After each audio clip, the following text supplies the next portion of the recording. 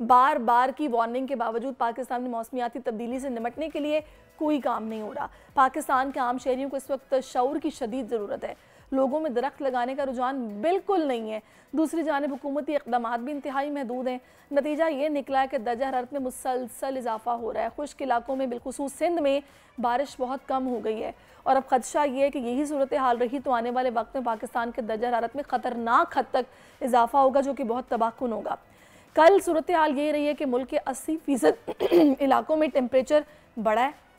सिंध और पंजाब के अक्सर मकामात पर टेम्परेचर 43 से 48 डिग्री तक रिकॉर्ड हुआ है।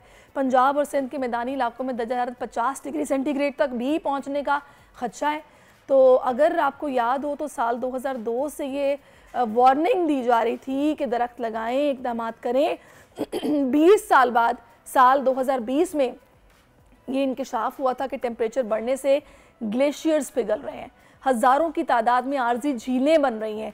इससे पहले साल 2010 से तकरीबन हर साल हमें शदीद सैलाबों का सामना है और अब सूरत हाल इतनी ख़राब हो चुकी है कि समझ नहीं आ रहा कि जिन बच्चों को पालने और अच्छा मुस्तकबिल देने के लिए मेहनत करते हैं, आने वाले 10-12 सालों में उनका सांस लेना भी कहीं उनका मुश्किल ना हो जाए।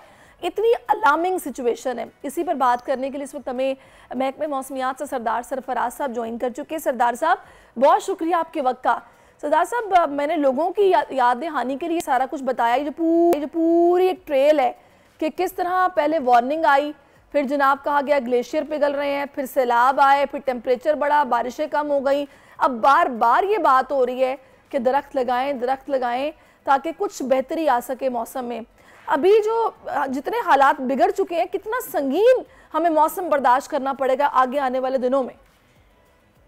जी बहुत शुक्रिया। देखिए, अभी तो इसकी करंट हीट वेव की या जो बढ़ते हुए टेम्परेचर हैं उन पे बात करते हैं। ज़ाहिर है कि अब आगे पहले तो लकीली कोई वेस्टर्न डिस्टर्बेंस के बायस बारिशें हो रही थी, तो उसके नतीजे में टेम्परेचर अभी तक इतने ख़ातर खा नहीं बढ़े थे। ख़ासकर अप्रैल का महीना तो बहुत अच्छा गुजरा था और मई भी अभी तक उतना बहुत शदीद गर्म नहीं हुआ। लेकिन अब जो है ख़ासकर 19 या 20 मई के बाद आप कह सकते हैं जो अगले 10-12 दिन होंगे वो शदीद गर्म होंगे पूरे मुल्क के बेशतर मैदानी इलाकों में, खासकर पूरे पंजाब और नीचे फिर सिंध और सिंध के वस्ती। हमें कितना मोहतात रहना है? मतलब मैं तो खबरों में बड़ी भौलनाक सिचुएशन देख रही हूँ कि 48-50 डिग्री तक टेम्परेचर जा सकता है, जो अच्छा खासा होता है।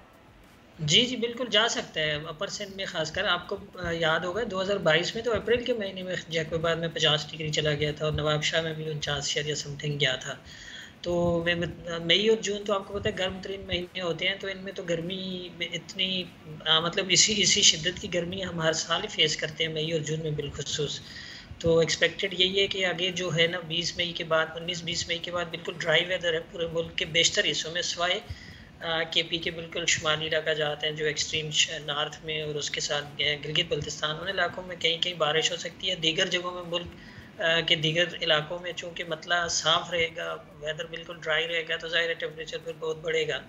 तो बिल्कुल 20 के बाद जो है 20 मई के बाद पंजाब के बेशतर मैदानी इलाके और सिंध के बेशतर इलाकों में 48 से 50 की रेंज में टेम्परेचर जा सकता है। तो दूसरी बात जो आपने की, ओवरऑल जैसे हर साल पिछले साल के मुकाबले में अगला साल हम देखते हैं कि निस्बतन गर्मी आ रहा है पूरा ग्लोबली। जैसे 2023 बहुत गर्म साल गुजरा, जो 1850 या 1900 का प्री इंडस्ट्रियल ईरा है उससे जब कंपेयर करते हैं तो ग्लोबली अब तक टेम्परेचर 1.2 डिग्री सेंटीग्रेड बढ़ चुका है। तो उस 1.2 डिग्री सेंटीग्रेड के नतीजे में ज़ाहिर है कि बेशतर जगहों में हीट वेव सिचुएशन क्रिएट हो जाती है गर्मियों में, और फिर कहीं कहीं हम देखते हैं बहुत ज़्यादा बारिशें होती हैं, फ्लड्स की सूरत हाल देखनी पड़ती है, फिर कहीं कहीं ड्राउट शदीद हो जाता है। तो ये अच्छा सरदार साहब, मुझे ये बताएगा कि मैं अभी हम लोगों के पास तो आपको पता है कि मेहमान हर फील्ड से रिलेटेड आते रहते हैं, हम उनसे बात करते रहते हैं। तो हाल ही में कुछ स्टूडेंट्स जिनसे मेरी मुलाकात हुई, उन्होंने मुझे बताया कि जी अभी हमारे यहाँ एटलीस्ट ओजोन की जो लेयर है वो इंटैक्ट है, वो उस तरह से मुतासर नहीं है।